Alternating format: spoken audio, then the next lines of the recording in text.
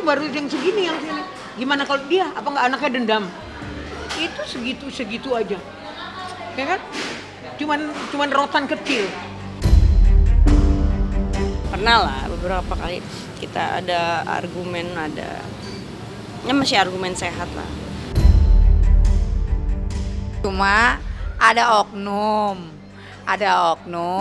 waktu itu mengambil uang adik saya dari dompet.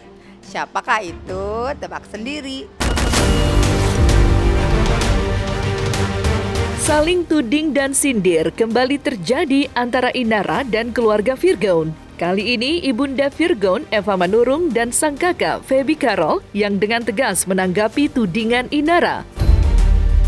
Selain merespon, Eva dan Feby juga menyindir jika ada sosok perempuan yang sudah beberapa kali mengambil uang dari dompet suaminya. Lantas, benarkah perempuan yang dimaksud adalah Inara? Saksikan selengkapnya hanya di Cumi Camp In-Depth berikut ini. Hai Cumi Lovers, bersama Cumi Camp In-Depth kami sajikan kabar lengkap, mendalam, dan akurat dari narasumber terpercaya. Dan jangan lupa untuk like, subscribe, dan juga share channel YouTube ini.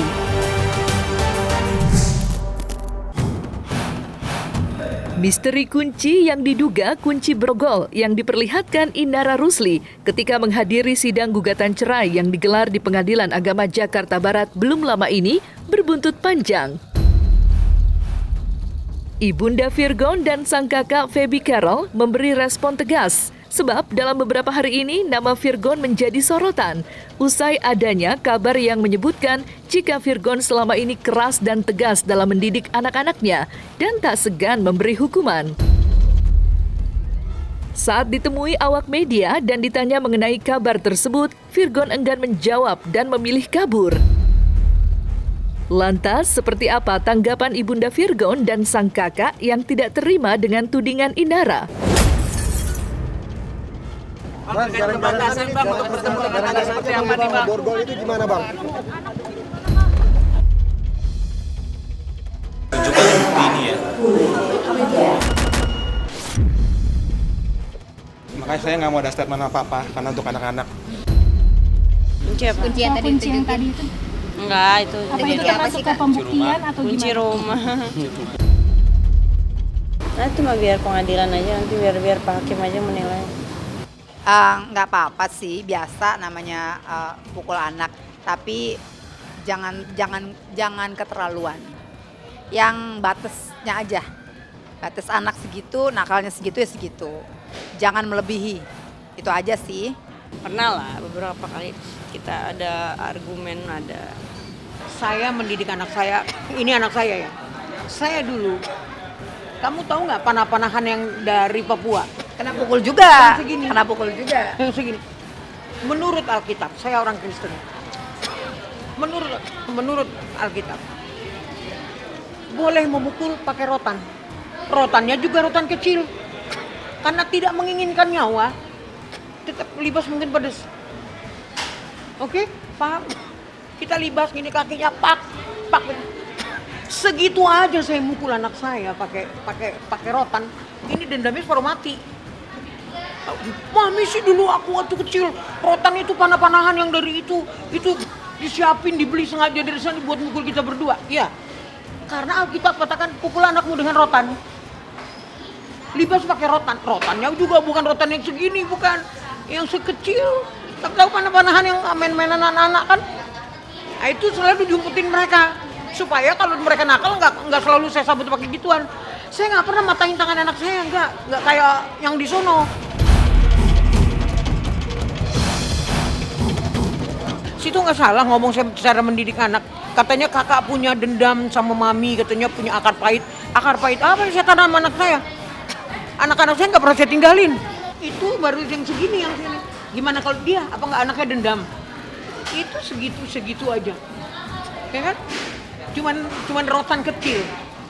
Segala bentuk kekerasan dalam bentuk fisik, secara verbal maupun secara bentakan, teriakan, pukulan tentunya tidak dapat dibenarkan ya. Anak-anak berhak untuk mendapatkan perlindungan sesuai dengan Undang-Undang Perlindungan Anak, bukan mendapatkan kekerasan dalam bentuk apapun. Jadi dalam hal ini kalau kekerasan terjadi di usia anak-anak itu usianya 0 sampai 18 tahun, itu berhak untuk bisa dilaporkan kepada Kementerian Perlindungan Anak. Dan juga kita juga tahu ada di Polres ya, Polsek, Polri itu yang kita bisa punya bagian di mana perlindungan perempuan dan perlindungan anak itu bisa dilaporkan. Jadi tidak ada kekerasan yang dibenarkan dalam tumbuh kembang seorang anak. Hukuman dengan cara diborgol, walaupun masih diduga, perlu dibuktikan, tentunya tidak bisa dibenarkan ya. Hukuman dengan cara kekerasan secara fisik, apalagi dengan cara borgol seperti ini, mungkin kalau dianggap sebagai permainan, main-main, tetapi di dalam dunia anak ini bukan dunia bermain-main, apalagi kalau diberikan bukan dalam konteks manipulative play atau imaginative play. Karena ada beberapa jenis permainan soliter, paralel, imajinatif. Kalau sedang dalam konteks bermain imajinatif, dalam arti ada mungkin yang menjadi penjahat, ada yang menjadi polisi, ada lalu menjadi petugas lainnya, lalu diborgol. Kalau bentuknya bermain, bukan dalam bentuk hukuman, anak-anak mungkin masih bisa memahami. Tetapi kalau karena dia berbuat satu kesalahan, emosi orang tua yang dibawa di situ, lalu menakuti atau mengancam atau memberikan hukuman dengan bentuk memberikan borgol, tentu saja tidak bisa dibenarkan. Saling serang antara Inara dengan keluarga Virgon seperti tidak ada habisnya. Jika sebelumnya Inara yang melemparkan serangan, kali ini giliran keluarga Virgon yang diwakili oleh ibundanya dan sang kakak, Feby Carol. Baru-baru ini, Feby dan sang ibu, Eva Manurung, menyebutkan jika ada seseorang yang berani mengambil uang dari dompet Virgon. Lantas, benarkah yang dimaksud keduanya ialah Inara? Nggak apa-apa, saya akan buktikan itu. Jangan sembarang-sembarang ini. Jadi nggak jangan yang aneh-aneh. Curi uang nggak salah. Terbalik kali. Cuma ada oknum waktu itu mengambil uang adik saya dari dompet. Siapakah itu? Tebak sendiri. Pokoknya ada kejadian aja. Ada kejadian, ada oknum seperti itu, kurang lebih 2 kali ya. Nggak berani ngomong, kalian yang bisa ngomong. Kakak Virgon, Feby Carol, dengan tegas menyindir Inara yang menurutnya sok suci di hadapan keluarganya. Menurutnya selama ini Inara terlihat sempurna, padahal sebaliknya sama sekali tidak. Kakak kandung Virgon itu juga menuding apa yang selama ini ditampilkan Inara hanyalah pencitraan belaka. Maka seperti inilah tudingan Feby Carol terhadap Inara seutuhnya. Jangan suka terlihat sempurna, terlihat baik, sangat pencitraan. Seolah-olah hanya keluarga kamu yang terlihat baik. Tapi pada dasarnya keluargamu kan tidak baik-baik. Jadi kalau ngomong yang sesuai fakta aja gitu. Itu aja sih, karena yang terjadi kan itu kan karena terlihat kamera. Mereka seperti akur, tapi di belakang kamera kan mereka kayak Tom and Jerry. Karena kan ada masalah ini aja makanya yang mendampingi, seperti itu. Jadi kalau nggak ada masalah ini, wow, nggak mungkin dalam waktu yang cukup lama mereka bersama. Kadang-kadang aja ketika ibunya datang ya, itu kalau emosi dia lagi nggak bagus, itu ibunya nggak dibukain loh di rumah, dibiarin aja di luar dengan ketuk pintu, nggak dibukain gitu. Nggak boleh, makanya jangan terlihat seperti sempurna keluarganya gitu, nggak boleh. Jadi kalau saya bukan keluarga sempurna gitu, tapi saya tahu bagaimana caranya menghargai orang tua dan sesama, itu aja. Mana ya? Aku sebenarnya sama keluarga besar dia nggak ada masalah sih, masih kontekan. cuman sama yang sedang berkuar-kuar aja itu.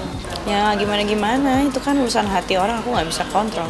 Aku bukan tipikal ofensif itu kan nyerang ya. Aku tipikalnya defensif, jadi lebih ke pertahanan aja sih. Kalau misalkan ada orang yang menurut aku nih orang udah kelewat batas, toxic, ya aku akan pasang barrier kayak tadi, aku akan pasang boundaries yang menurut orang itu adalah sifat sombong, padahal bukan. Itu ya batasan supaya dia tahu posisi dia di mana, posisi aku di mana.